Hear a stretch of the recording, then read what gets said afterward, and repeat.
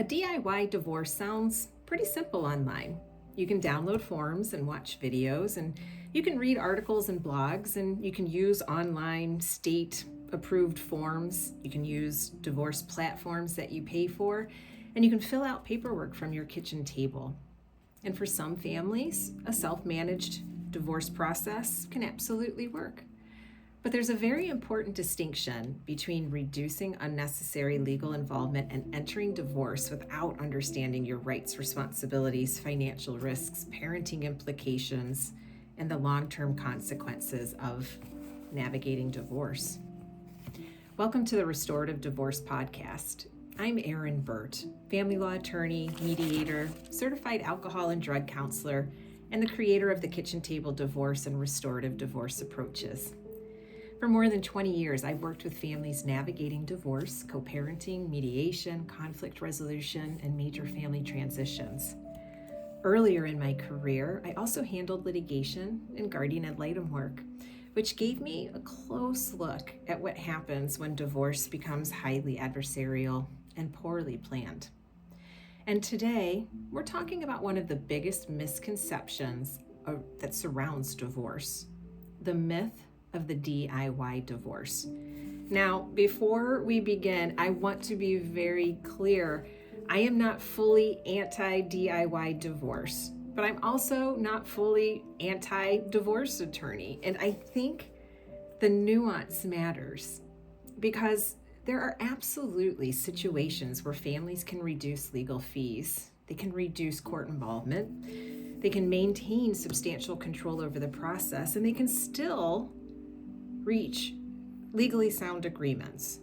In fact, much of my work now focuses on helping families do exactly that through mediation, planning sessions, guided mediation, and the restorative divorce approaches that I use with my clients.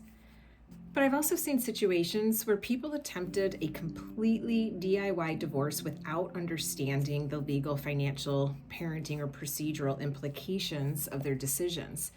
And unfortunately, they suffered some long-term consequences, and they also had to engage in a process that became incredibly expensive emotionally and financially, just trying to correct some of the problems that they had with doing a completely DIY divorce approach.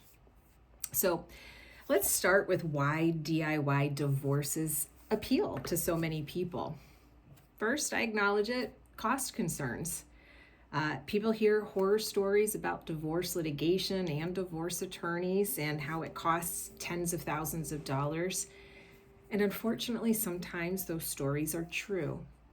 Court hearings, attorney preparation, discovery disputes, emotional issues, emergency motions, prolonged conflict, all of those things can create an enormous financial pressure to a family.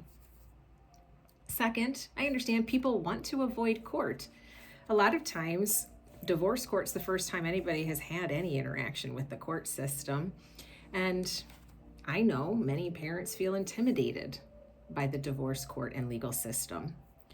They don't want judges making decisions about their children's schedules, or the finances that are allocated towards children's expenses, if those issues can also be resolved outside of court. And third, I think people think about DIY divorce because of privacy issues. Families often don't want highly personal matters discussed publicly in a courtroom setting where there's a recording, where there might be video, where there might be other community members sitting in the same courtroom with them, where it's generating a public record that their children can look up down the road. And I think a fourth consideration for why people dive into a DIY divorce is speed. People assume if they just do it themselves, it will automatically be faster and easier. And sometimes it is, but not always. One of the biggest myths online is the idea that divorce is just paperwork. Divorce isn't just paperwork. Divorce involves emotions. Divorce involves finances. It involves parenting plans, financial disclosures, retirement issues, long-term planning issues, debt allocation, tax consequences, future communication structures, and legal rights that can affect your family for years, if not decades. And when people are emotionally overwhelmed, scared, angry, grieving, or reactive, they often miss those important details. One of the most common mistakes I see involves vague parenting agreements. Parents may verbally agree to share the kids equally without discussing holidays, transportation, extracurricular activities, medical decisions, communication expectations, future schedule changes, relocation issues, what happens if you get a new job, college planning, or what do you do when a conflict arises? What type of conflict resolution procedures do you have? And then 6 months later, after they have this vague agreement reached, conflict inevitably begins because their expectations were never clearly defined. Another major area where DIY divorce can fail is retirement division.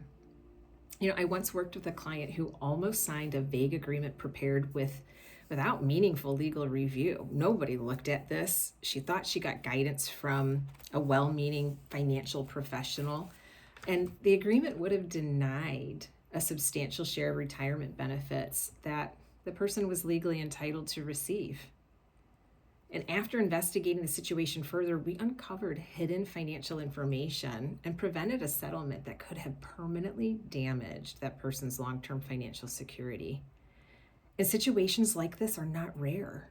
People often misunderstand pensions, 401k, stock options, debt responsibility, refinancing obligations, capital gains, spousal maintenance, child support, tax dependency exemptions, and how marital assets are actually classified.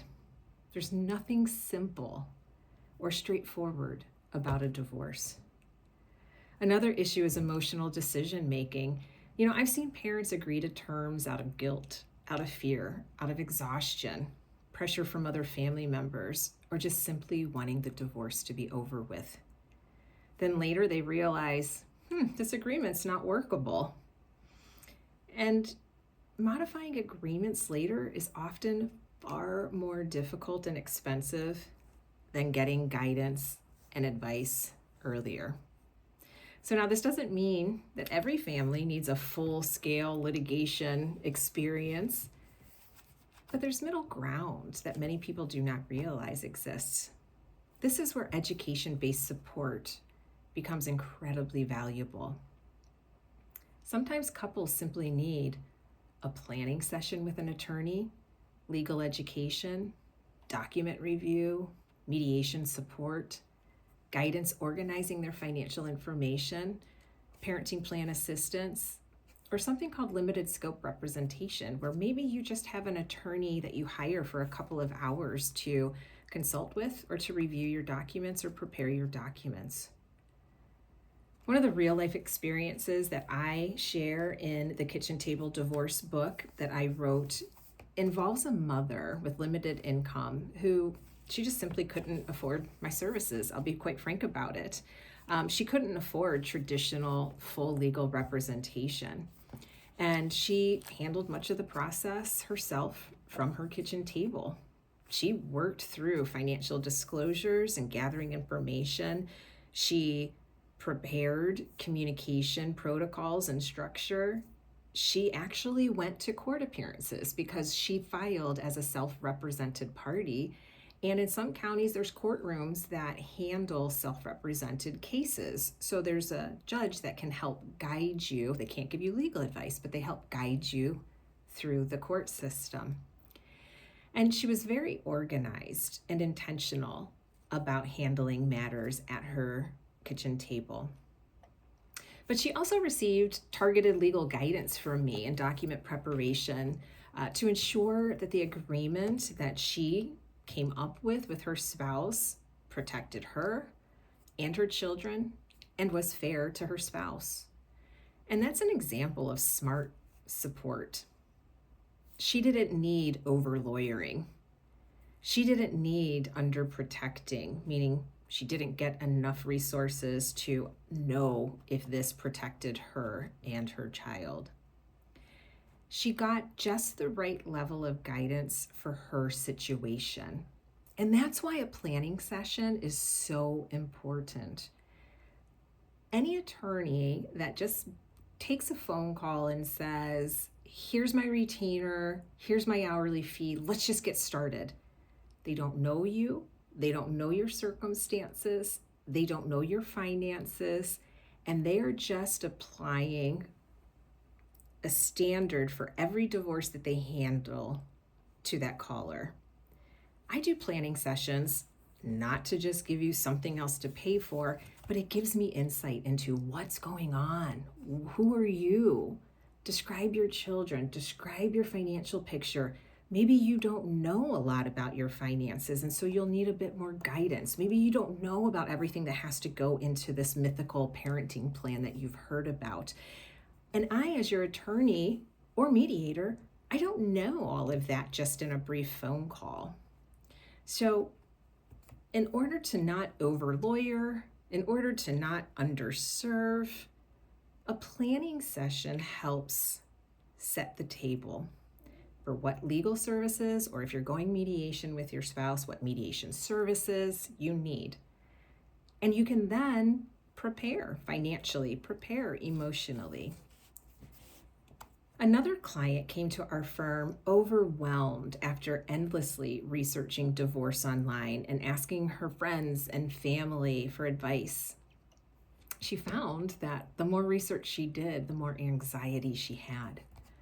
And what she really needed was not more internet options. She needed answers, she needed structure, she needed education, and she needed a roadmap of her case. And so I helped her understand both divorce and reconciliation options so she can make an informed decision instead of a reactive decision. And that distinction matters. Reducing unnecessary conflict does not mean avoiding professional support altogether. In many situations, smart support actually prevents future conflict. Education prevents expensive mistakes, and thoughtful planning prevents panic-driven decisions.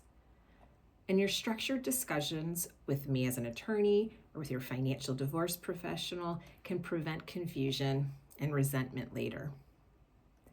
So one of the reasons I created the kitchen table divorce philosophy was because I saw too many families swinging between extremes. On one side, they had this aggressive litigation team that, frankly, caused an unnecessary escalation of many issues. On the other side, I saw people that were completely unsupported and attempting a DIY divorce with major blind spots, a lot of court appearances, a lot of confusion. And most families facing divorce need something in the middle. A structured, child-centered educational approach where they maintain substantial control while still receiving professional guidance when necessary. And every family's different. Some cases can truly be handled with very minimal legal involvement. And that is why our court system has set up some self-represented courtrooms or a simplified divorce process. But other families require mediation where they can brainstorm together and work out these issues together, while others still require a little bit more legal review or legal guidance. And then some situations absolutely require stronger litigation strategies and court protection. Part of my role is helping families understand which of those actually fit their circumstances, instead of reacting from fear or internet misinformation or just doing what a friend, coworker, or family member did in the past. One thing I often tell people is this: the goal is not to spend the most money on divorce, but the goal is also not to make avoidable mistakes that cost you far more at a later time. A thoughtful divorce process is not about avoiding all professional support. It's about using the right level of support at the right time.